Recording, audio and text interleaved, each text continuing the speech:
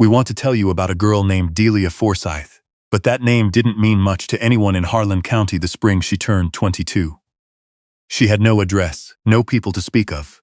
Just a worn leather satchel, a cold biscuit she'd been carrying since the day before, and a pair of hands that knew how to do things most men twice her age had never learned. She had been a blacksmith's apprentice since she was 12. Not the kind of apprentice who hands someone a hammer and sweeps up the floor at the end of the day. The real kind. The kind who learns to read the color of iron the way a musician reads a page of notes. Cherry red means you can work it, orange yellow means you push it, white means you're burning it up, and you'd better know the difference before you ruin a blade or lose a finger. Her teacher was a man named Corwin Hatch, a blacksmith in the hill town of Grover's Bend, who had no children of his own, no patience for laziness, and no use for the kind of pretty manners that get a person through a dinner party but don't amount to anything at an anvil. He was gruff and blunt, and occasionally terrible at explaining things in words, but his hands knew more than most men's minds ever would. And for 10 years, he let Delia Forsythe learn everything those hands had to teach. When Corwin Hatch died in the February of her 22nd year, he left behind a forge, a set of debts that ate the forge, and one thing he gave specifically to Delia, a small-handled tool about the length of a man's hand, a cross-peen hammer, with a head he had forged himself and a hickory handle he had shaped and fitted and sanded until it sat in the palm like it had been born there. It weighed 14 ounces. She knew because she had weighed it on the store scale once, out of simple curiosity. He had used it for fine work, hinges, hooks, delicate joinery, the kind of ironwork that has to be right because someone is going to look at it every day for the rest of their life.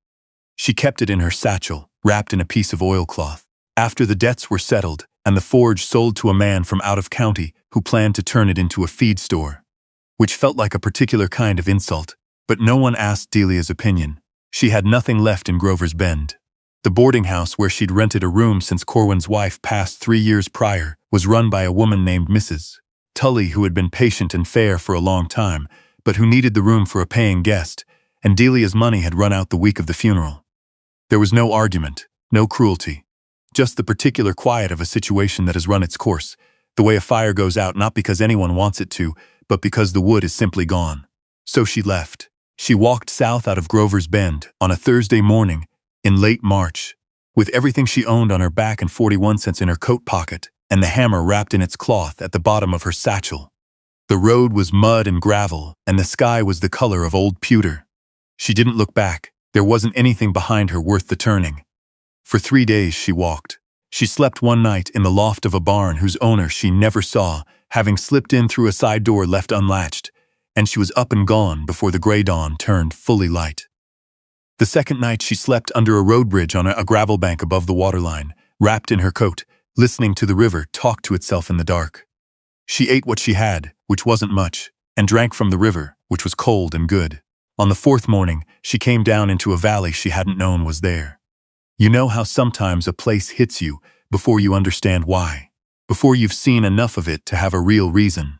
That's what happened to Delia Forsythe when she crested the last long ridge and looked down into Sutter's Hollow. It was still early, the mist not fully burned off the low ground, and through that mist she could see the silver thread of a creek and a scatter of dark rooftops and the soft shapes of bare-branched trees along the water. Something about it, the stillness of it, the way it sat in the valley like it had been there since before anyone thought to name it, made her stop walking for a full minute. She wasn't the kind of girl given to feelings she couldn't explain. Corwin Hatch had little use for sentiment, and she had absorbed that along with everything else. But she stood on that ridge for a full minute before her feet started moving again. The town at the bottom of the valley, if you could call it a town, it being more accurately described as a general store, a feed barn, a small church with a leaning steeple, and perhaps 8 or 9 houses along a dirt main street, was called Sutter's Hollow proper, though most folks just called it the Hollow. The woman running the general store was named Delia Forsythe, a compact woman, somewhere north of 60s, with steel gray hair pinned up in a businesslike way and eyes that had seen everything and forgotten nothing. She was the kind of woman who asks one question, but hears 3 answers in how you give it. "You passing through or looking?" she said, when Delia pushed through the door. "Looking," Delia said. Delia Forsythe set down the jar she'd been sorting and looked at the girl in front of her properly. Muddy boots, road-worn coat, good posture. Hands that weren't soft, for work or for land, either both. Beulah was quiet a moment. Then she said, "There's the Ashgrove Mill." She said it the way you'd say the name of a thing you'd rather not talk about but feel obliged to mention, and then she explained. The Ashgrove Mill was a grist mill about a mile and a half east of the Hollow, built 40 years ago by a man named Percival Red, who had been by all accounts a fine miller and a decent neighbor. He and his wife, Theodora, had run it for 22 years. They had one son, a boy named Emmett, who grew up in the mill house and learned his father's trade and was understood by everyone in the Hollow to be the one who would carry the place on when the time came. The time came in the wrong order. Percival died first. A seizure on a cold morning with no warning. Emmett took over and ran the mill well for 4 years. And then Emmett got sick. A long, slow sickness that none of the doctors in the county could name or cure. And in the end, Theodora buried her son 6 months after she'd buried her husband. After that, she stayed on alone in the mill house for another year, the mill going quiet, the wheels stilling, the gears stiffening with disuse. And then one morning, Theodora Red locked the mill house door, left the key with Beulah Party at the general store, and got on the northbound stage with a single trunk. She never sent word where she was going. She never came back. "That was 9 years ago," Beulah said. "Mill's been sitting ever since. Why hasn't anyone bought it?" Delia asked. Beulah Party did something with her mouth that wasn't quite a smile. 3 families tried. First ones lasted 8 months.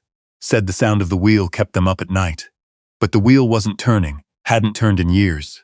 Second family left after 4 months, said the place had a feel to it they couldn't shake. Third man lasted 3 weeks and wouldn't say anything at all when he left. Folks around here just call it the Red Mill now. Or they call it the Grief Mill. Either way, nobody's been in that mill house in close to 4 years. Delia thought about this. She thought about Corwin Hatch's house after his wife died, how it had taken on a particular quality of silence that was different from ordinary quiet. How the silence of a place where someone used to live is its own kind of presence. "What does the county want for it?" she said. Beulah Party looked at her for a moment over the counter. "The deed's been in arrears. County's been patient because there's nobody pushing. They'll take $8 to clear it." Delia Forsythe had 41 cents. But she didn't leave. She sat down on the bench outside the general store and thought about the problem the way Corwin had taught her to think about problems with iron. Not fighting against the nature of the material, but understanding it. What it could do. What it couldn't. What you could make it do if you were patient and methodical and willing to work. "Is there work in the Hollow?" she asked when Beulah Party came to the doorway.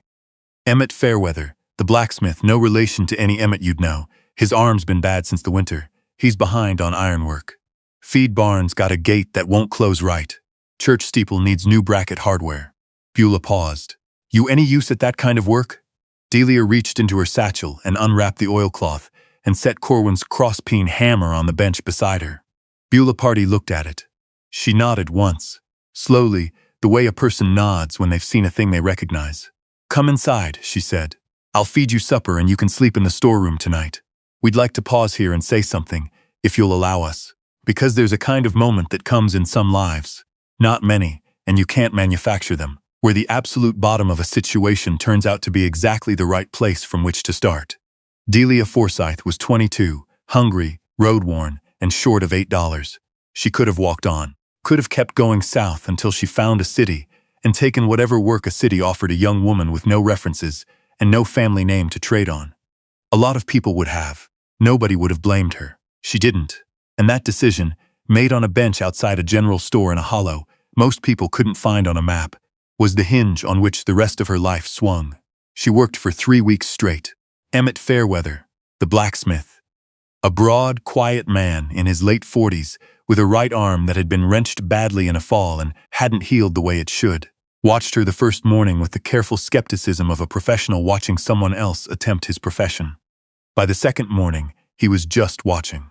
By the third morning, he had pulled up a stool and was telling her things about the particular iron stock he preferred to use for harness hardware, which was somewhat softer than the stock Corwin Hatch had used in Grover's Bend, requiring a slightly different working temperature. By the end of the first week, they had settled into the companionable silence of 2 people who speak the same language and have no need to perform it for each other. Emmett Fairweather paid her fare, and she spent almost nothing, eating at the general store, where Beulah Party fed her, in exchange for help with the evening's account books, which Delia turned out to be unexpectedly good at. Corwin had taught her figures along with everything else, believing that a person who couldn't keep track of what they were owed had no business running a shop. By the end of the third week, she had her $8. She went to the county seat on a Wednesday. She came back Thursday afternoon with a deed in her satchel next to Corwin's hammer. She walked the 1.5 miles east of the hollow on a dirt track that ran along the creek, and then there it was, the Ash Grove Mill.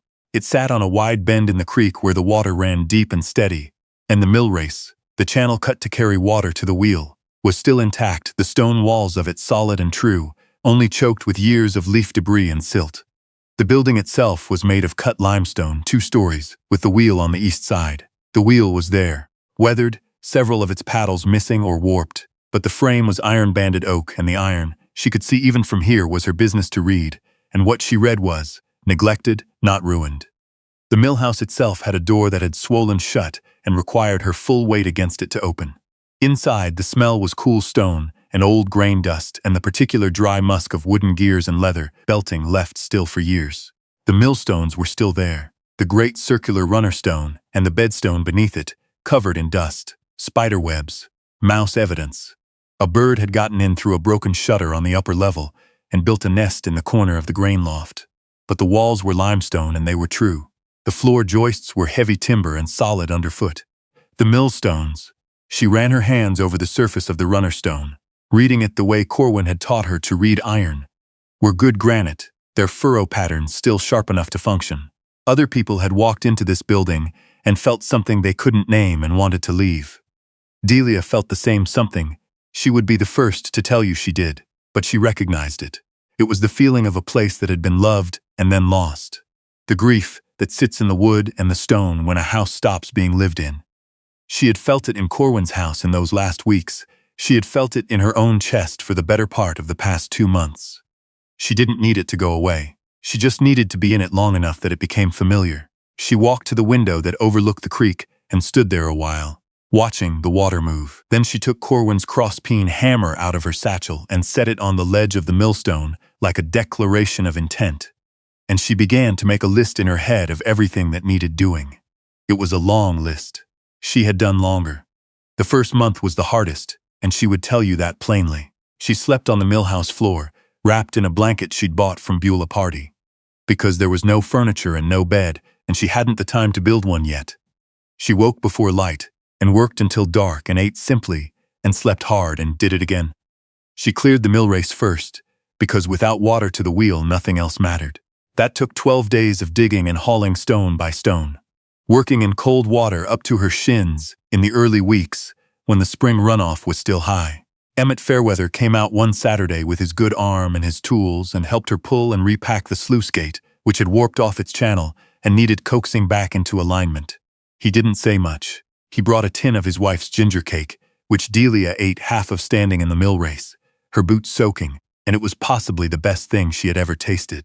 She asks how you're getting on, Emmett said, meaning his wife, Cora, who hadn't yet come out herself, but sent things. The ginger cake, a jar of pickles the week before, a pair of wool socks she apparently had extra of. Tell her I'm grateful, Delia said, for all of it. Emmett nodded. He seemed like he might say something else and then didn't, and they went back to work.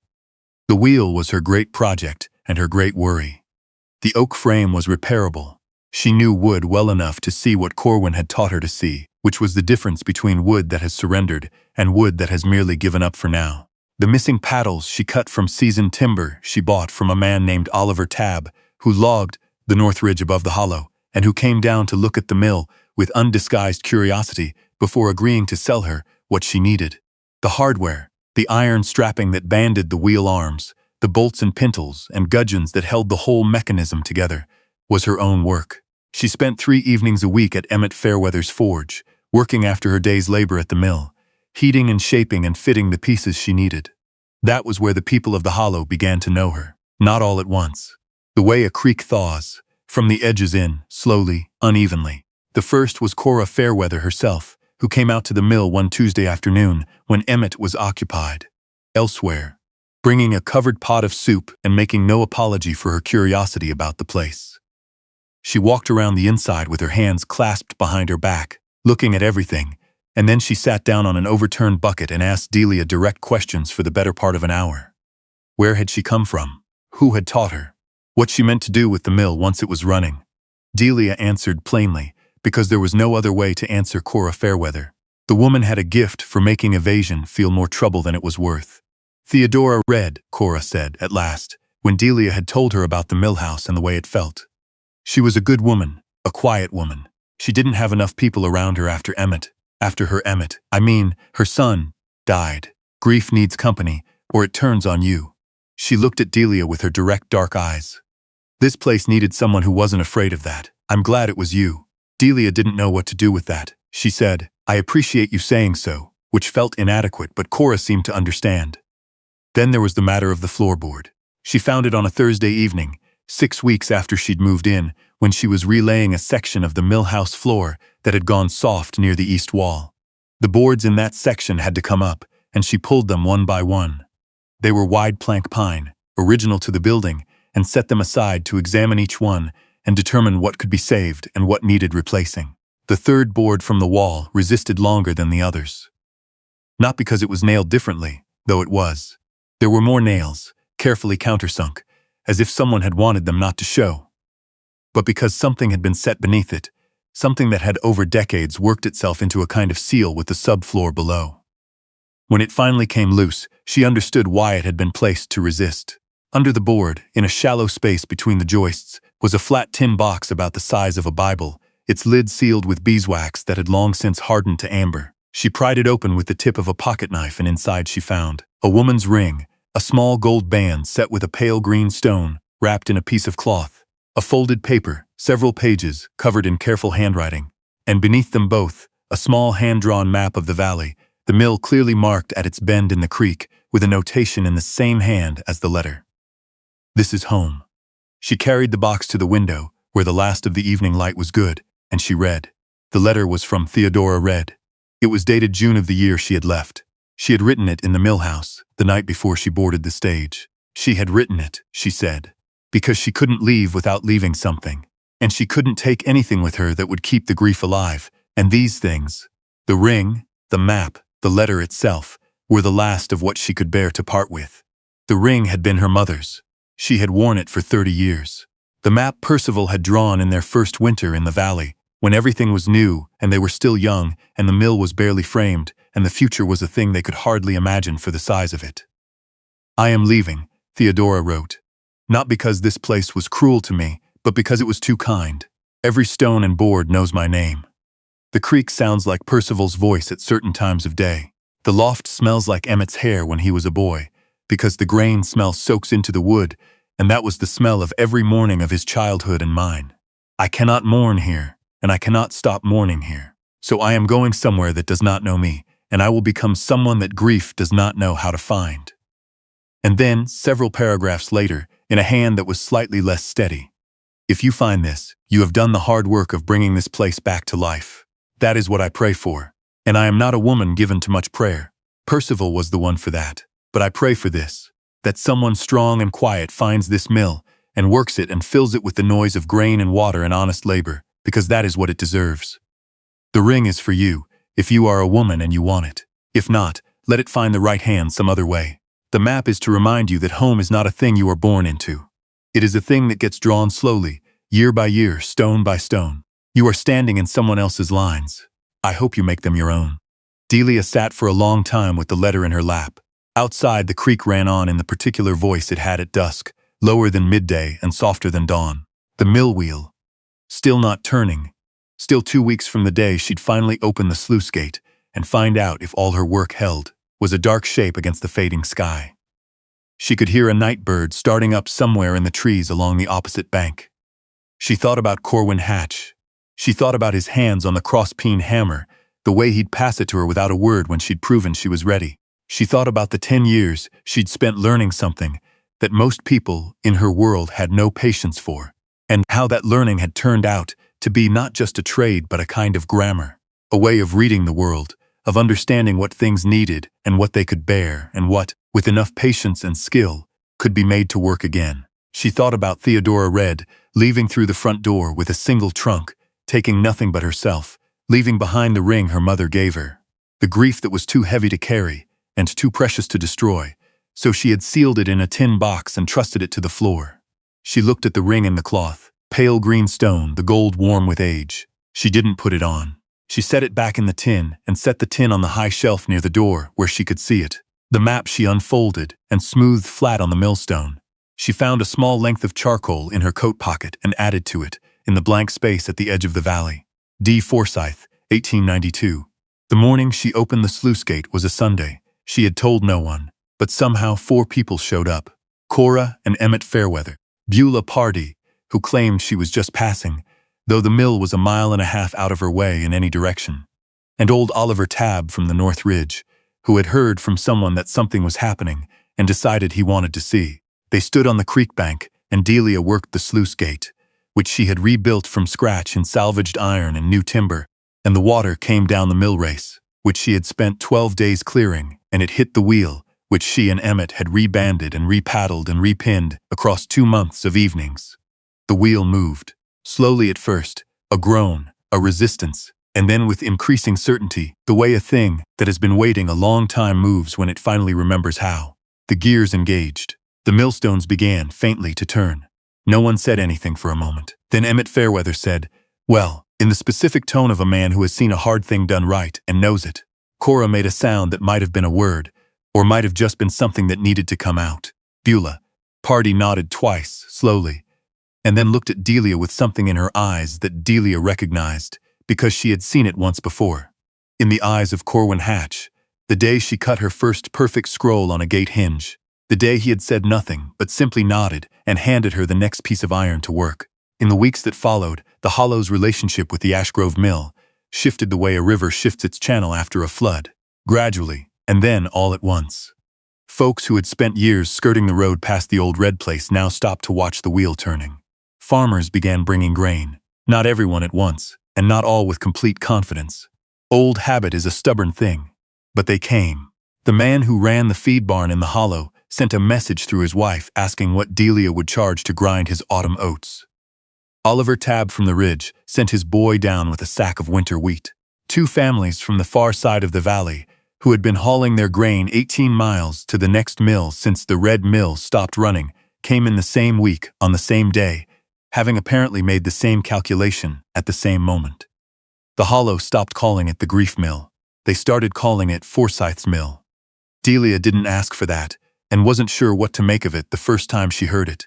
She'd gone into Beulah Pardee's store for lamp oil, and a man she didn't know well was giving directions to someone else, and she heard him say, "Go past Forsythe's Mill and turn at the cedar."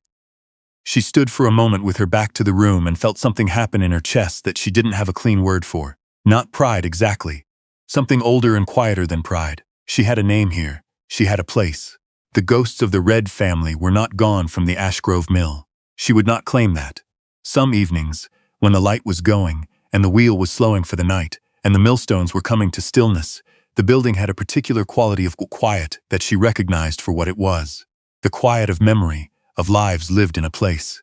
It did not feel malevolent. It felt like company of a particular kind. She had put Theodora's ring back in its tin on the high shelf. On the shelf beside it, she had placed 2 things: Corwin Hatch's cross-peen hammer, wrapped in its oilcloth, and the map Percival Red had drawn, the one Theodora had left for whoever came next. 2 inheritances. One from the person who had taught her who she was. One from the person who had trusted that who she was would be enough. On a clear October afternoon, she went down to the mill race, where the water came out below the wheel, and ran back into the creek. And she found a stone. Not just any stone, but a particular one she had noticed, months ago. A piece of pale quartzite the size of a fist, smooth from years in the current, which had a crack through it, like a seam of something older than the stone itself. She had thought about Emmett Red when she first saw it, though she had never known him. A boy who grew up in the sound of water and the smell of grain. She held the stone in the current for a moment, the cold creek water running over her hands, and then she set it back in the water and let it go. It was a small thing, nobody saw it. It didn't need to be seen. That winter was her first in the mill, and it was cold in a way that she had expected, but that still surprised her, with its depth, the cold of stone walls, and a creek and a valley that sat low under a December sky. But inside the mill house, she was warm. She had built a good stove surround, with fire bricks she'd salvaged from a chimney collapse up the valley. The millstones, not turning in the deep cold, sat in their own silence at the center of the building, and around them Delia Forsythe had made something that was harder to name than furniture or tools or repaired machinery. She had made a life. On the shelf by the door, the hammer, the tin, the map. On the table she had built from salvaged lumber and joinery Corwin would have recognized. A lamp, a book, a cup. At the window, the creek moving in the dark, the wheel at rest, the wheel that would turn again in the morning, and the morning after that. She thought of her father's brother, who had taken her in at 12 out of duty and let her go at 18 out of relief, and who had never once understood that what she was becoming was a person worth knowing. She thought of the women at the church in Grover's Bend who had looked at her hands and looked at the forge soot in the lines of her knuckles, and made the particular face that meant they had decided something about her. She thought of the road she had walked in the March mud, 41 cents in her pocket. Corwin's hammer wrapped in cloth, no plan and no safety net, and nothing at all but the things she knew how to do. And then she thought about Sunday morning on the creek bank. Emmett Fairweather saying, "Well," Cora making that sound. Beulah Pardy's eyes. There are families you are born into and families you build, and the second kind is harder and takes longer and requires more from you than showing up at the same table at Christmas. It asks you to be the kind of person someone else would want to show up for. It asks you to do the work and keep doing it after the doing gets ordinary. Because ordinary is where real life lives, not in the bright moments but in the long middle. Delia Forsythe had built a mill and a home, and a name in a valley that hadn't known hers 3 seasons ago.